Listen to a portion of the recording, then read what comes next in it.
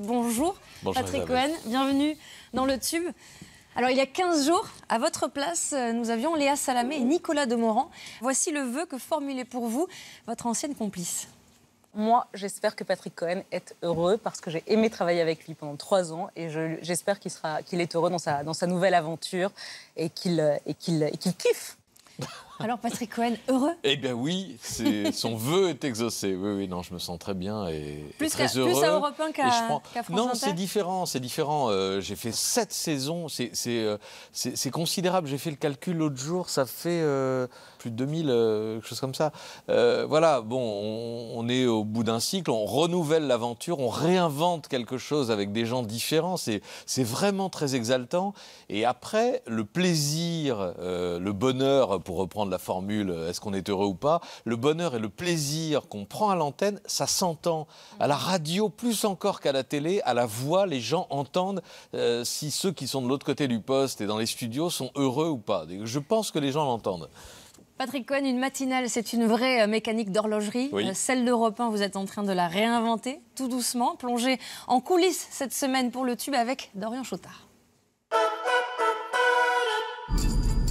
Mardi, 5h du matin, ambiance studieuse dans la rédaction d'Europe 1. Toute une équipe s'affaire autour d'un homme, le nouveau présentateur de la matinale, Patrick Cohen.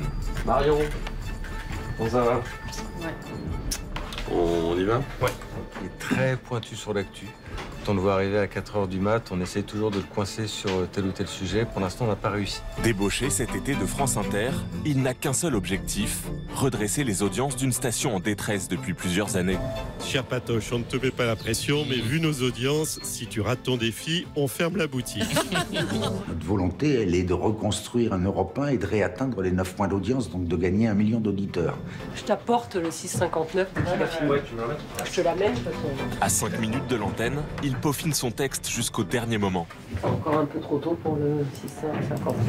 Je finis. Tu finis. Ok. Accueilli en sauveur, Patrick Cohen doit gérer cette pression. Quels sont les premiers changements de sa nouvelle tranche d'infos? Comment compte-t-il redresser Europe 1? C'est dans une rédaction en crise que débarque Patrick Cohen. Traumatisé par des audiences en chute libre et d'incessants changements de direction, certains journalistes misent beaucoup sur son arrivée. Hélène Zellani présente les journaux de la matinale depuis 6 ans. On a tous été fragilisés par ce qui s'est passé avant, par évidemment par les mauvais résultats et puis par une ambiance assez dure. Et là, franchement, on respire. Ouais. Première mission pour lui, remobiliser la rédaction. Europe 1 compte sur sa force de travail, sa minutie dans la préparation, comme avec ses fiches, rédigées la veille au soir, et qui datent d'une autre époque. Vous avez encore le bloc-notes France Inter? Ah mince, oui, zut. Vous n'avez pas coupé le cordon? Ces cordons, non, c'est des restes de papier, c'est des papiers de brouillon. Oui, zut. Ah bah oui, tiens pas. De son ancienne maison, Patrick Cohen n'a pas conservé qu'un calepin. Le bloc sur lequel j'ai travaillé hier soir sur mon bureau, c'est celui-là. Il retrouve aussi d'anciens visages de France Inter. Hélène Jouan est arrivée cet été. Elle assure chaque matin l'édito politique. La politique en France avec vous, Hélène. Des élections? Quelles élections? À l'Élysée, on fait mine de ne pas s'émouvoir des conséquences du scrutin de dimanche. Resserrer le nombre d'intervenants à l'antenne, les faire dialoguer entre eux, c'est l'une des nouveautés de cette matinale. Cet esprit de bande, le matin, c'est sûrement intéressant pour un auditeur qui est en train de se laver les dents, qui prend sa voiture et tout ça, et qui n'a pas non plus envie qu'on lui empile un certain nombre d'éditos, comme si on avait la vérité incarnée, etc. Également nommé directeur délégué, Patrick Cohen a carte blanche pour installer une nouvelle formule. Les premiers résultats d'audience sont attendus mi-novembre, mais le nouveau patron d'Europe 1, Frédéric Schlesinger, veut lui laisser le temps de s'installer. On n'est pas les yeux rivés au compteur et on se donne du temps. On ne va pas commencer à changer tous les 2 mois notre stratégie éditoriale. Je dirais même que ça a peut-être été le défaut d'Europe 1 ces dernières années, de s'affoler un peu à la moindre quinzaine et de ne jamais laisser le temps à une émission de s'installer. On est calme, on aura une vraie vision au mois d'avril. Pour Patrick Cohen, c'est le début d'un énorme chantier. À Inter, il était numéro 1. Sur Europe, tout reste à faire. Pourquoi se lancer dans un tel pari? Réponse avec son ami, le journaliste Renaud Dely. Moi, j'ai eu le sentiment en l'écoutant qu'il s'était un petit peu tout prouvé à France Inter et qu'il avait besoin d'un nouveau défi à relever. Je pense que c'est quelqu'un d'ambitieux, Patrick Cohen. C'est pas un reproche, c'est un constat qui est indéniable. Pour lui, c'était un vrai défi de reconstruire quelque chose sur une radio qui a eu passé des années délicates. Retour à Europe 1. La matinale vient de se terminer. Après 5 semaines à l'antenne, Patrick Cohen a déjà trouvé ses marques. Vous êtes déjà chez vous à Europe 1? Oui, je crois que ça s'est fait très vite. Les professionnels de la radio parlent la même langue, et donc que ce soit qu'ils soient à RTL, à France Inter, à Europe 1 ou ailleurs, les adaptations sont assez faciles. Patrick Cohen affiche sa confiance. Il lui faut maintenant convaincre les auditeurs. On en saura plus en novembre, même si on a entendu Frédéric Schlesinger parler plutôt du mois d'avril pour le premier bilan. Vous savez que vos chiffres vont être scrutés, analysés, décortiqués. Vous les craignez, ces premiers chiffres ? On les attend avec impatience. Enfin, l'idée, c'est quand même que, comme on dit, pour reprendre une expression fameuse, d'inverser la courbe, que ça se redresse.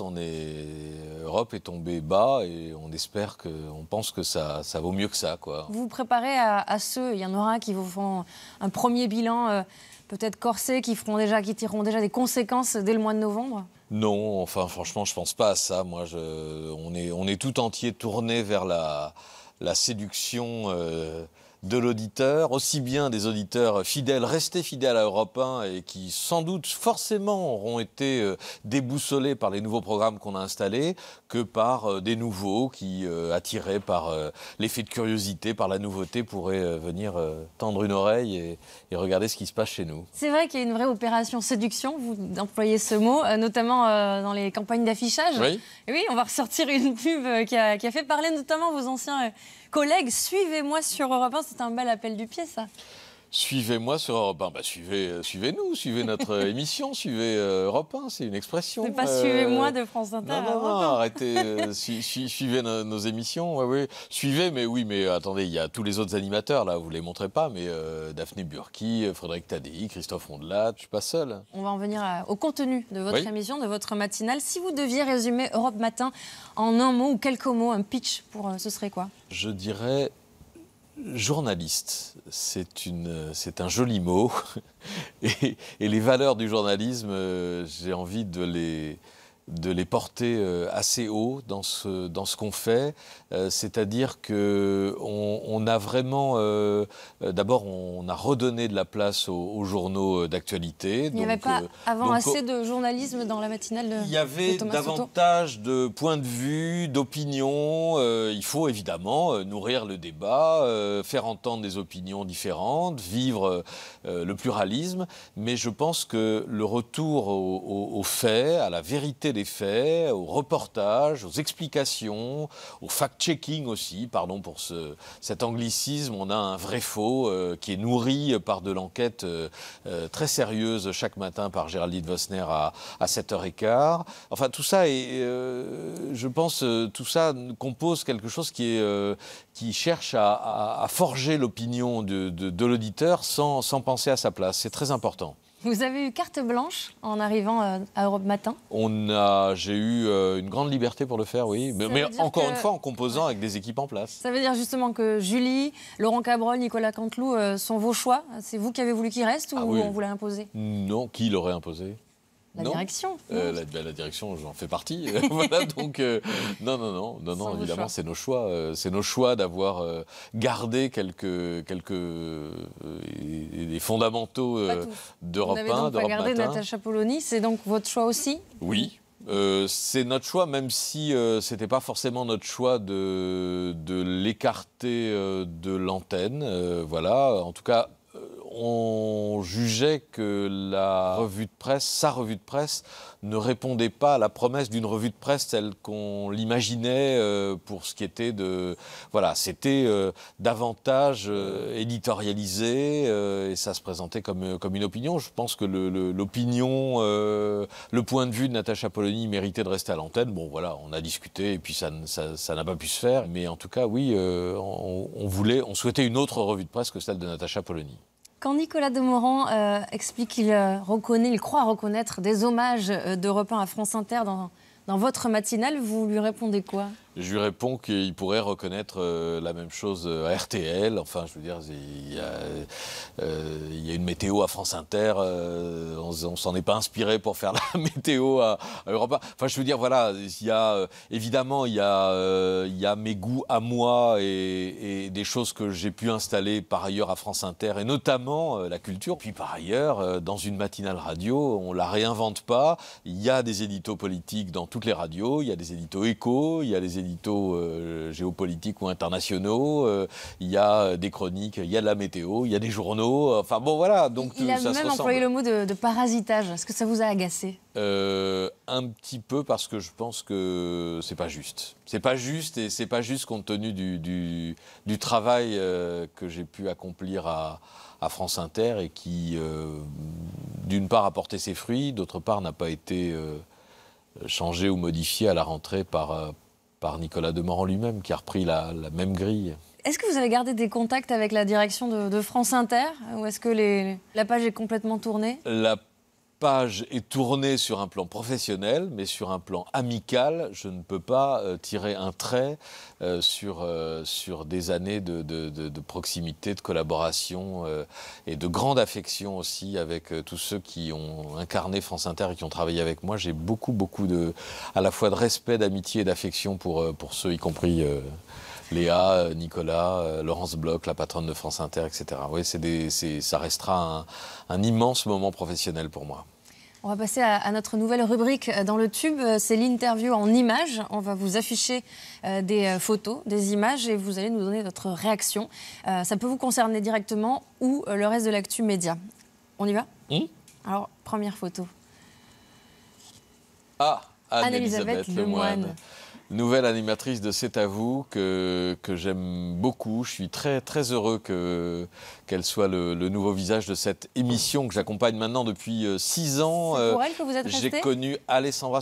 En grande partie, oui. Oui, c'est vrai. Enfin, en tout cas, je me suis posé la question, et puis je ne me voyais pas lâcher Anne-Elisabeth alors qu'elle accède à ce niveau-là. Et puis l'émission marche très bien, donc on est très heureux. Ça veut dire que ça peut être votre dernière année quand même sur C'est à vous ? Écoutez, on verra. Pas décidé. Non. Autre photo ? Anne-Sophie Lapix. Eh ben, moi, on va dire que j'ai une langue de bois, mais non, je suis très, très heureux de ses succès à France 2. Franchement, c'était pas évident. Alors, je la vois pas tous les soirs. Parfois, je vois des bouts en replay parce que je suis encore à l'antenne de C'est à vous. Mais je trouvais que c'était quand même un pari vachement risqué, quand même, de partir alors que le JT de France 2 était au plus haut avec David Pujadas. Et les débuts qu'elle fait sont sans faute. Justement, David Pujadas, départ brusqué, trop brutal, d'après vous ? Ça, c'est vraiment les affaires de la chaîne et de France Télévisions. Je comprends en tout cas le sentiment d'injustice qu'il a pu ressentir. On a une autre photo. Thomas Soto. Oui. Qui vous succédez justement en parlant de départ brutal. Ça fait partie de la vie des médias. C'est un exemple de plus de devoir des fois céder sa place. Oui, je vais dire du bien de tout le monde là. Je n'arriverai pas à faire dire du mal. Non, je suis heureux là aussi pour Thomas Soto qu'il ait pu rebondir sur une émission aussi importante, et alors que j'aime beaucoup en plus de complément d'enquête sur France 2. C'est vraiment bien. Mais oui, c'est la vie des médias. Ça peut m'arriver aussi demain. Au moment de l'annonce de votre arrivée, vous êtes appelé ? Je pense que je suis même le premier à lui avoir parlé, parce que dès que cette annonce qui a été un peu non maîtrisée, va-t-on dire, parce qu'elle venait de France Inter et de la direction de France Inter a été faite, je l'ai appelé, on s'est parlé dès l'après-midi. Qu'est-ce que vous vous êtes dit ? Dès l'après-midi, je lui ai dit que j'étais absolument désolé de la façon dont il apprenait, lui, la nouvelle, puisqu'il n'avait pas eu de contact à ce moment-là avec la direction d'Europe 1 pour savoir ce qui était en train de se passer. Merci beaucoup. On vous retrouve donc dès lundi à 7h jusqu'à 9h30 sur Europe 1, Europe Matin, et à 19h sur France 5 avec Anne-Elisabeth Lemoine. Merci donc c'est à vous. Merci beaucoup.